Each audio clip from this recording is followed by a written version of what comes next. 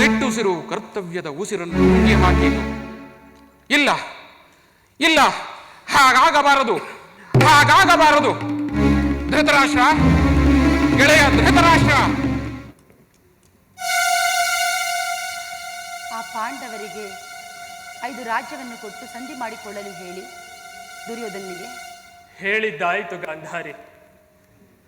ಆಮೇಲೆ ಅವನೆಲ್ಲಿ ಒಪ್ಪಿಯಾನು? ಏನಾದರೂ ಮಾಡಿ ಒಪ್ಪಿಸಿ. ನೀನೇ ಒಪ್ಪಿಸಿ ನೋಡು. ನನ್ನಿಂದ ಆಗಿದ್ದರೆ ನಾನು ನಿಮಗೆ ಹೇಳುತ್ತಿದ್ದೇನೆ.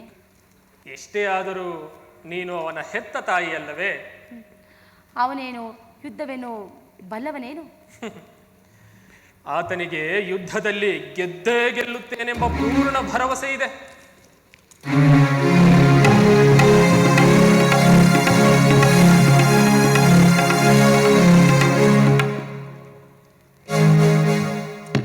ಮಾತಾಪಿತರಿಗೆ ಪ್ರಣಾಮಗಳು. ನನ್ನನ್ನು ಕರೆದೇ ಅಮ್ಮ? ಹೌದು. ವಿಶೇಷ ವಿಚಾರ ಇದೆ, ಕೇಳುವುದಾದರೆ ಹೇಳುತ್ತೇನೆ. ಅದೇನೆಂದು ಮೊದಲು ಹೇಳು. ಅಂದರೆ ನನ್ನ ಮಾತನ್ನು ನೀನು ಕೇಳುವುದಿಲ್ಲ ಅನ್ನೋ? ನನ್ನ ಬಗ್ಗೆ ಇಷ್ಟು ಮೊದಲೇ ಈ ವಿಚಾರಕ್ಕೆ ಏಕೆ ಬಂದು ಬಿಡುತ್ತೀಯ? ಪಾಂಡವರಿಗೆ 5 ಗ್ರಾಮವನ್ನು ಕೊಟ್ಟು ಸಂಧಿಯನ್ನು ಮಾಡಿಕೊ. ಏನು? ಆ ಪಾಂಡವರಿಗೆ 5 ಗ್ರಾಮಗಳನ್ನು ಕೊಡಬೇಕೆ? ಅವರು ಕುತಂತ್ರಿಗಳು. ಅಂದರೆ ನನ್ನ ಮಾತನ್ನು ಕೇಳುವುದಿಲ್ಲ ಅನ್ನೋ? ಇದೆಲ್ಲ ನಿನಗೆ ಅರ್ಥವಾಗುವುದಿಲ್ಲವಮ್ಮ. ನೀನು ಈ ಪ್ರಪಂಚವನ್ನು ಎಷ್ಟು ನೋಡಿದ್ದೀಯೇ? ಅಂತ ಶಕುನಿ ಮಾವನವರ ಎಂತಹ ಸೋದರಿಯೋ ನಾ ಕಾಣೆ. ಅವರಿಗೆ 5 ರಾಜ್ಯಗಳನ್ನು ಕೊಟ್ಟರೆ ಏನೆಂದು ತಿಳಿಯುತ್ತದೆ ಗೊತ್ತೇ? ಅದೇನೆಂದು ನೀನೇ ಹೇಳಬಾರದೆ ಕುಮಾರ. ಅಪ್ಪಾಜಿ, ಅವರಿಗೆ 5 ಗ್ರಾಮಗಳನ್ನು ಕೊಟ್ಟರೆ ನಾವೇ ತಾತ್ವಿಕವಾಗಿ ಅವರೇ ಅಧಿಕಾರಿಗಳು, ಅವರಿಗೆ ಬಾಧ್ಯತೆ ಇದೆ ಎಂದು ಒಪ್ಪಿಕೊಂಡಂತಾಗುತ್ತದೆ. ಹಾಗೆ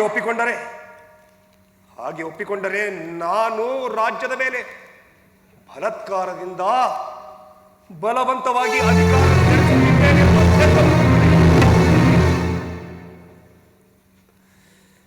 ನೆನಪಿದೆಯೇ ಅಮ್ಮ? ನಿನಗೆ ನೆನಪಿದೆಯೇ? ನಾನು ಅವರಿಗೆ ನಂದನವನ್ನು ಕೊಡುವಾಗಲೂ ಬೇಡವೆಂದು ನಿರಾಕರಿಸಿದ್ದೆ. ನಂತರ ನಂದನವನ್ನು ಪಡೆದ ಅವರು ಅಲ್ಲಿ ಮಾಯಾ ಸಭೆಯನ್ನೇ ನಿರ್ಮಿಸಿ ನಮಗೆ ಅಪಮಾನಗೊಳಿಸಿದರು. ಭಾರತಕ್ಕೆ ದ್ರೌಪದಿ, ಪಾಂಚಾಲಿ, ಪಂಚಭದ್ರುಕ ನನ್ನನ್ನು ಕುರುಡರ ಮಗ ಎಂದು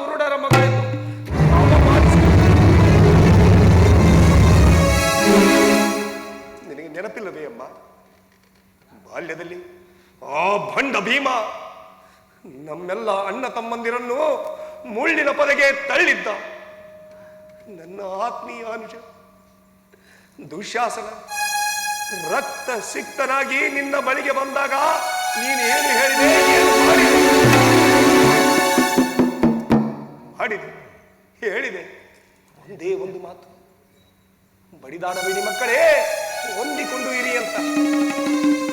ಅಮ್ಮ, ಕುರುಡರ ಮಕ್ಕಳು ನಾವು ಒಂದು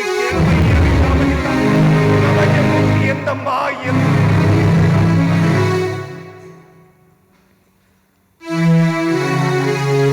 ಹೌದಮ್ಮ, ಈಗ ನಮಗೆ ಯುದ್ಧ ಅನಿವಾರ್ಯ.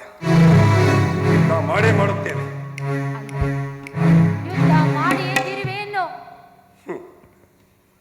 ಅಲ್ಲ, ತಿಳಿಯದೆ ಕೇಳುತ್ತೇನೆ, ನಮ್ಮ ಬಲದ ಮೇಲೆ ನಿಮಗೆ ಏಕೆ ಇಷ್ಟೊಂದು ಅನುಮಾನ?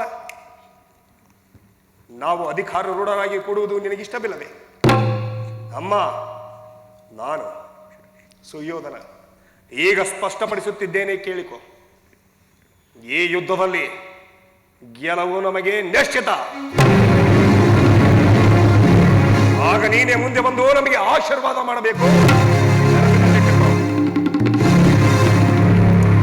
ಅಮ್ಮ, ಕುಂತಿಯಂತೂ ತನ್ನ ಮಕ್ಕಳಿಗೆ ಹೋರಾಟ ಮಾಡಬೇಡಿ ಮಕ್ಕಳೇ ಎಂದು ಹೇಳಿದ್ದು ನಾನು ಕೇಳೇ ಇಲ್ಲ. ಆದರೆ ನೀನು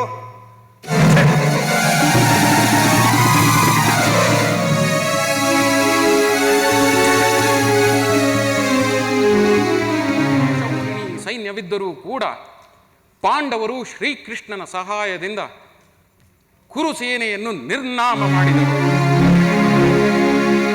ಅಂಬಿಕೆಯನ್ನು ಮುಂದೆ ನಿಲ್ಲಿಸಿದ್ದರಿಂದ ಭೀಷ್ಮರು ಶಸ್ತ್ರತ್ಯಾಗ ಮಾಡಿದರು. ಆಗ ಅರ್ಜುನ ತನ್ನ ಬಾಣದಿಂದ ಅವರಿಗೆ ಶರಶಯ್ಯೆಯನ್ನು ನಿರ್ಮಿಸಿದ. ಅಶ್ವತ್ಥಾಮೋ ಹತಃಕುಂಜರ ಎಂಬ ಧರ್ಮರಾಯನ ಹುಸಿನುಡಿಗಳಿಂದ ಗುರು ದ್ರೋಣಾಚಾರ್ಯರು ತಮ್ಮ ಮಗ ಅಶ್ವತ್ಥಾಮನನ್ನು ಹುಡುಕುತ್ತಾ ತಮ್ಮ ದೇಹವನ್ನು ತ್ಯಜಿಸಿ ಪ್ರಾಣದೊಡನೆ ಸ್ವರ್ಗಕ್ಕೆ ಪಾದ ಬೆಳೆಸಿದರು. ಆಗ ದುಷ್ಟದ್ಯುಮ್ನ ಅವರ ದೇಹವನ್ನು ಸಂಹಾರ ಮಾಡಿದ.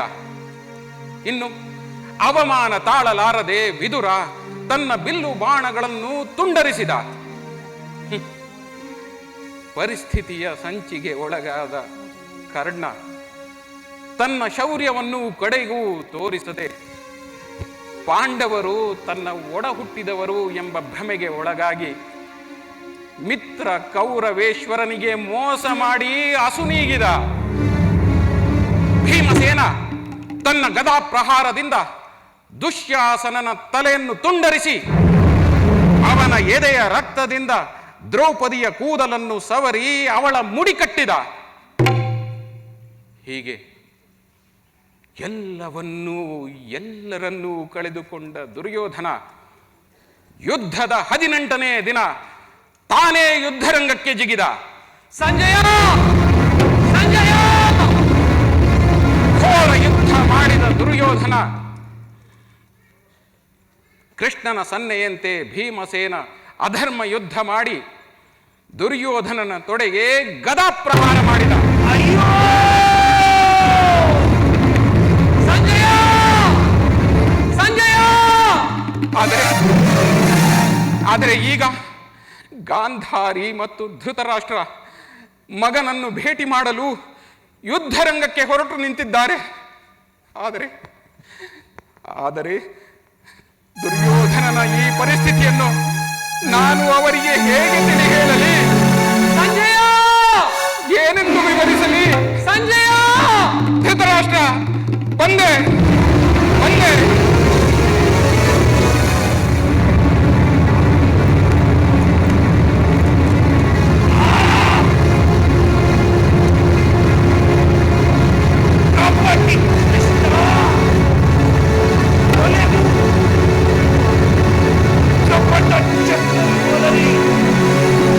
ನನ್ನನ್ನು ಬಲಿಪಶು ಮಾಡಿದೆಯಾ ಧೂರ್ತ? ಅಮ್ಮ ಅಮ್ಮ!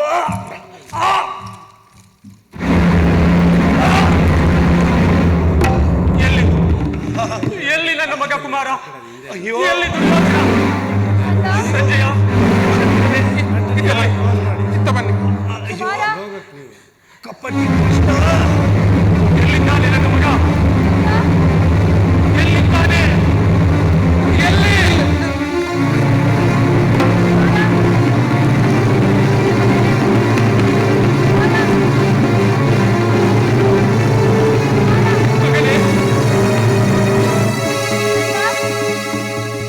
ಮಗನೇ, ಯಾಕೆ ಮಾತನಾಡುತ್ತಿಲ್ಲ? ಯಾರು? ನನ್ನ ಸ್ಪರ್ಶ ನಿನಗೆ ಅರ್ಥವಾಗುತ್ತಿಲ್ಲವೇ? ಯಾರು? ಅಮ್ಮ ಕಂದ, ನೀನು? ಅಯ್ಯೋ ಅಮ್ಮ, ಸ್ಪರ್ಶಕ್ಕೂ ಒಂದು ಸಂಸ್ಕಾರವಿದೆ. ಆದರೆ ನನಗೆ ಕುಮಾರ, ಅಮ್ಮ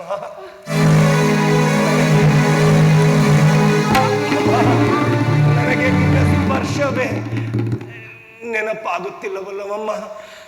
ಹಾಗೆಲ್ಲ ಮಾತನಾಡಬಾರದು ಕುಮಾರ. ಅವಳು ನಿನ್ನ ಹೆತ್ತ ತಾಯಿ ಕಣಪ್ಪ. ಅಪ್ಪಾಜಿ, ನಾನೆಲ್ಲಿ ಇಲ್ಲ ಅಂತ ಹೇಳಿದೆ. ನಮ್ಮೆಲ್ಲ ಸೋದರನ ಮಹಾಮಾತೆ ನಮ್ಮೆಲ್ಲರಿಗೂ ಈ ತಾಯಿಯ ಮೇಲೆ ಎಲ್ಲಿಲ್ಲದ ಹೆಮ್ಮೆ ಇದೆ. ಏಕೆ ಗೊತ್ತೇ? ಹೀಗೆ ಈ ಭೂಮಿಯವಳಲ್ಲ,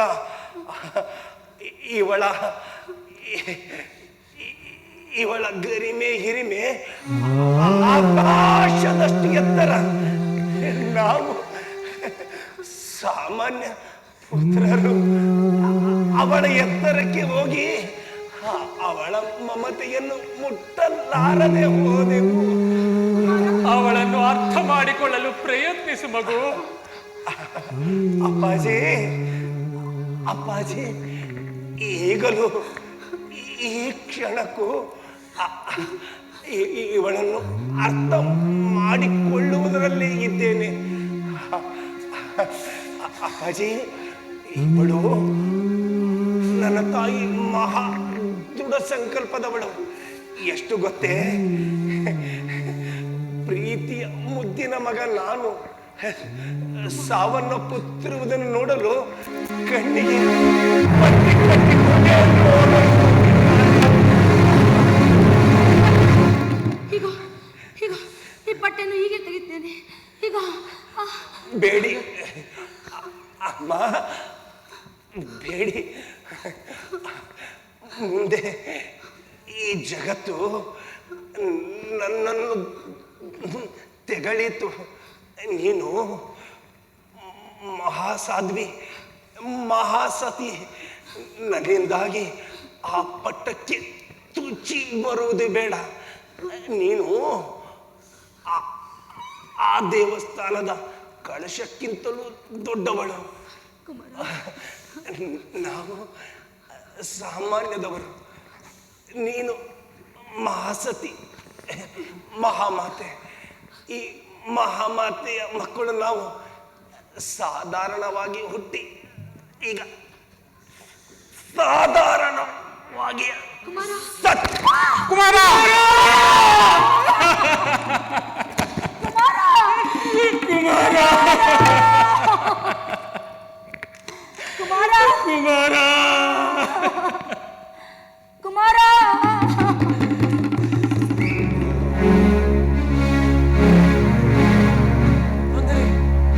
ಅಂದರೆ ಗಾಂಧಾರಿ, ನೀನು ನಿನ್ನ ಕಣ್ಣಿನ ಪಟ್ಟಿಯನ್ನು ಒಮ್ಮೆ ತೆರೆದಿದ್ದೆ ಅನ್ನು. ಹೌದು ಸ್ವಾಮಿ. ಯಾವಾಗ ಹೇಳು? ನನ್ನನ್ನು ಕ್ಷಮಿಸಿಬಿಡಿ. ಅಂದು ಹೊಳೆಯಲ್ಲಿ ನನ್ನ ಮಗ ಈಜಿ ಬರುವಾಗ ದಾಸಿಯರೆಲ್ಲರೂ ನೋಡು ನಿನ್ನ ಮಗನನ್ನು ಯಾವ ರೀತಿ ಇದ್ದಾನೆ ಅವನನ್ನು ನೋಡಲೇಬೇಕು ಎಂದು ಆ ಕ್ಷಣ ಒಂದು ನೋಡಿಬಿಟ್ಟು ಎಂತ ಸುಂದರವಾಗಿದ್ದಾನೆ ನನ್ನ ಮಗ.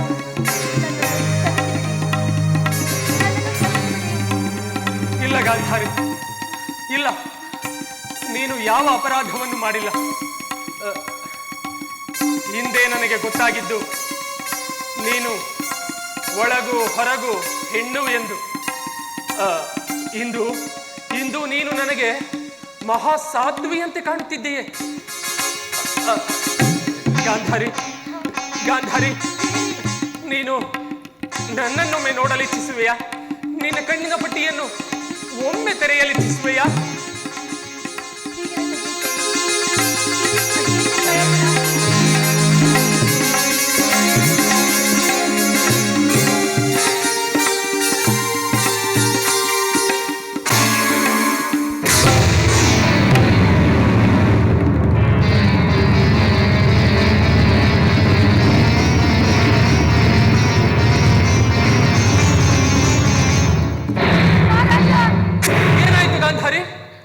ನನಗೆ ನಿಜವಾಗಿಯೂ ಕಣ್ಣು ಕಾಣುತ್ತಿಲ್ಲ.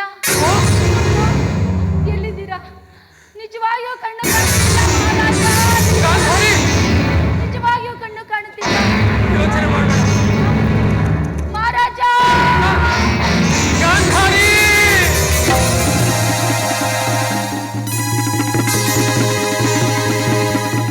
ಇಲ್ಲಿಗೆ ನಾಟಕ ಮುಕ್ತಾಯವಾಯಿತು.